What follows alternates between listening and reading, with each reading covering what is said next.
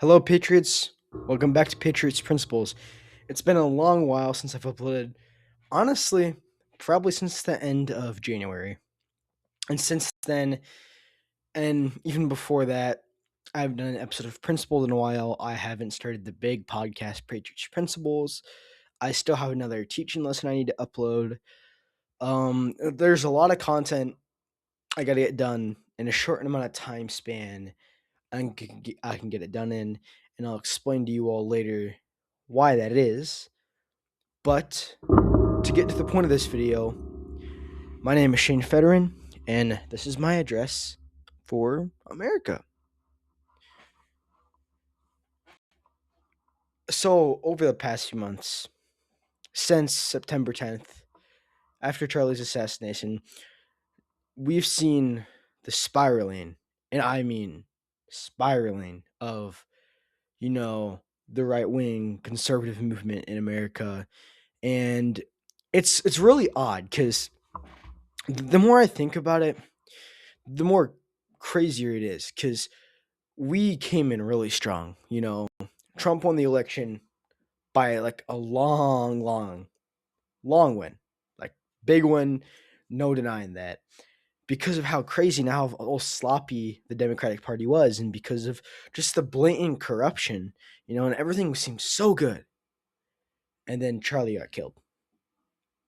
And it seems like ever since that moment, everything has started to unravel. We've had the ICE crap, the ICE/DJ shootings, Renee Good and Alex Preddy, their death, and you know, the exposing of the Somali daycares and the corruption in California, and Mondani gets elected into New York. A literal socialist is now a mayor in the United States. And why all that's happening, right? Why the left does their usual antics, right? Because that's usual. The left hasn't really changed its tactics. They're doing the same lies, slandering, as always. Since then, we've seen drama with the Epstein files. There is no list, guys. We have all the information we're going to be able to know, okay? Let's get over it. Enough on that. We've had conspiracy theorists like Candace Owens, Nick Fuentes, even Tucker Carlson. What a fall from grace. I mean, I used to watch his stuff, but recently he's not doing great. Megyn Kelly, just those four people and their conspiracies have really, really put a drag on the conservative movement, which some going to dub them the new left, of course, but it's just a civil war between the right wing movement. We have, regular MAGA with Trump, and then we have the conspiracy theorists / gripers with Nick Fuentes, Candace Owens, and Megyn Kelly, and Tucker Carlson, and their stupid conspiracies. We've seen Erica get majorly slandered.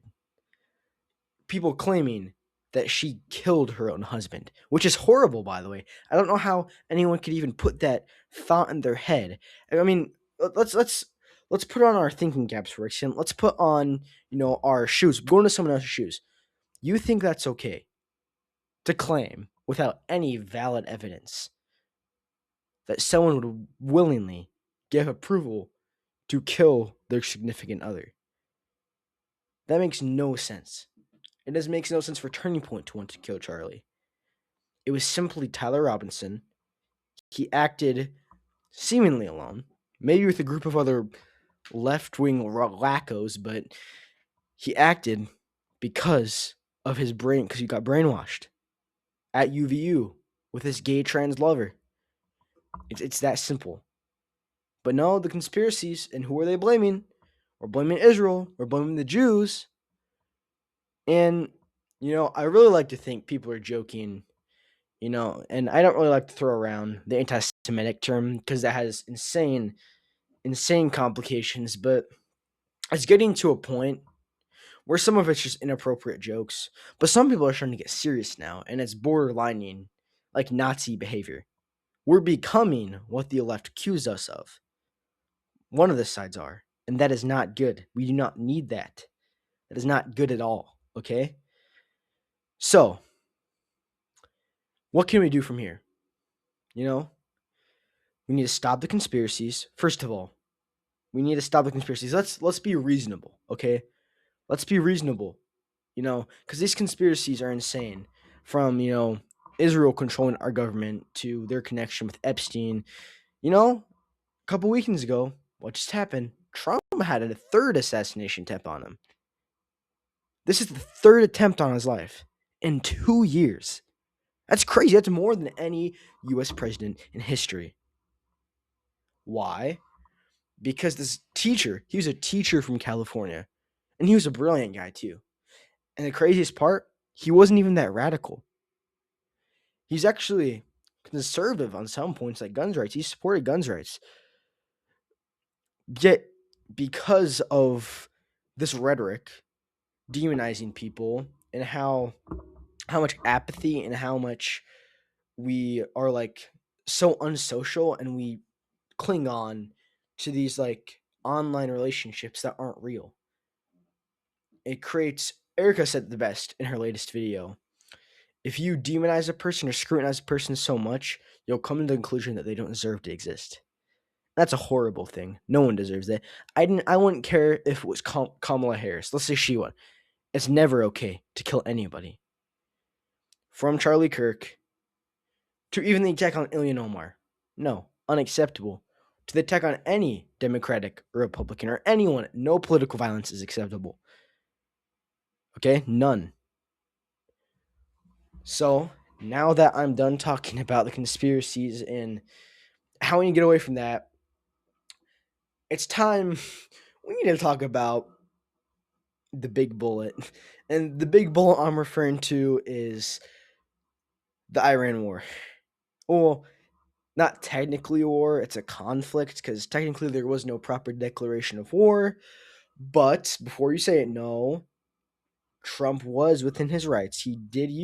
He's able to do, because he's the commander in chief, right? And he used under that. Okay, so let me explain this, because I feel like I'm mumbling on. So he didn't need a proper declaration of war. There was never a declaration of war. So this was simply, military operations. And all he needed to do, I forgot what the document, there was like a certain document or like papers that they had a while ago, but it was he needs to give Congress, like a few people in Congress, 24-hour, approval before going through with these military actions. And he did. He gave the speaker, Mike Johnson, and a few other high elite people in Congress, like they said, hey, I'm gonna do this, 24 hours. Now, so obviously he was acting within his rights. But let's talk about, was this really the best decision? Like, I understand the optics. To start off, I understand the optics. I understand why we want to do it. Iran's been a huge threat for a while, and they've attacked us. They've been a huge threat to us, and I understand we need to get rid of it now. But also, something that a lot of people are not talking about is that this is a really smart thing for oil. Because if we take out Iran, right, who gets most of their oil from Iran? Russia and China. Who is some of our biggest, opposing teams right now? Russia and China. We took Venezuela. We have oil from them, and we're drilling our own oil. Now, if we take Iran out of that picture and we take control of the Strait of Hormuz, like we have, who are they going to ask for oil? Us. And we're not going to give them oil if they're being rude to us or if they're threatening us. So, we're pretty much buying their complacency because they need us for oil. That's smart. Now, like I said, I understand the optics, wanting to, resolve conflicts in one bullet, two birds with one stone, if you will. Now, I feel like right now, especially with how much corruption we have in our own government and how much problems we have internally in our government, I really don't know if this was the best choice, because it's driven the division between the Republican Party further, to the point where Tucker was kind of starting to show signs of going Groper territory, and now he's just full Groper territory. Full Groper territory. So yeah, it's creating tons of division, tons of division. That's my piece on the whole Iran thing. Now, to conclude, this is my conclude point, and I'm going to state the title on this point. America, we need to wake up. What do I mean by that? What I mean is we need to be more literate and more precise on what and where, we get our information on, if it's true or not. Because a lot recently, especially, and I mean especially with conspiracy and especially with the AI right now, we need to make sure we are going in depth and researching these things totally. And then we take our information from both sides, lay it out flat, and we see the common things, threads, in each story, and we from there synthesize what really happened. So we get both sides, and then we can devise it into one cohesive something that makes sense for both parties. We can't just make stuff up and go in our fantasy minds and be dramatic like we have with conspiracies. We need to be honest. We need to be precise, and most importantly, we really all just need God. I mean, Trump needs God. We need God. The Democrats always need God. Iran surely needs God, except they're not going to take it because they're radical Islam. But just please pray for the Republican Party. Pray for the Democrats for their heart to change. Pray for Iran to come to a deal so more people from them not to die. Pray for Israel. And I know a lot of people aren't liking Israel right now, but they need God too, because they don't accept Jesus. They still need Jesus. Pray for Trump, because honestly, he's been doing some questionable things lately. And I trust him because he's the president. And I feel like he's making the right choice. But we still need to pray for him because he's still just a guy. He's not better than any of us. He's still a human. He's still human. We all make mistakes. He says some unflattering things. But at the end of the day, everyone makes mistakes, and he's still our president. He still cares for us. He's still doing things in the best interest of us. Yeah, us. He's not bought out by Israel. He's in it for us. We're not bought out by Israel, guys. Get that through our minds. But that's just my 2 cents on this topic. So, without further ado, let's conclude. So, thank you guys so much for watching. Thank you, Patriots. And like I said, to conclude, please be careful on what you're consuming online. Start deciphering, get all the information so you can have the true and honest, story on what happened. Give the government grace, give people grace. Keep on praying for everybody, and I mean everybody, and just trust in God and trust in Trump, because clearly Trump, clearly God's protecting Trump. This is the third assassination attempt he survived, so clearly God has Trump here for some reason.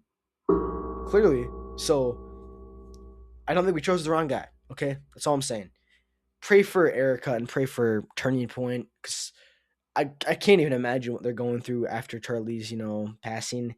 We still need to keep them in our hearts, give her grace. She's a widow, guys. Come on. We can't be this critical. We can't be this insensitive to this. She's not acting weird. She's just heartbroken. And if she acts a little weird, it's probably because I mean, if my wife died, I'm probably not going to be seeming to act the best on thing, because I'll probably have to put on an act. I might not seem genuine because I'm trying to hold my emotion, and I have to take care of our kids. I'm a solo parent. I have to take care of our kids. I have to manage this company, all while being constantly criticized online. That's a lot of stress. So please just pray for Erica, pray for Turning Point, pray for the Trump administration, pray for Iran, pray for Israel, pray for the left, pray for the right. Just trust in God, trust in the government, and I promise you, I really, really promise you, everything will be fine in the end. So, once again, thank you, Parachutes, for watching. This is my address to America. Wake up to America. So, without further ado, peace.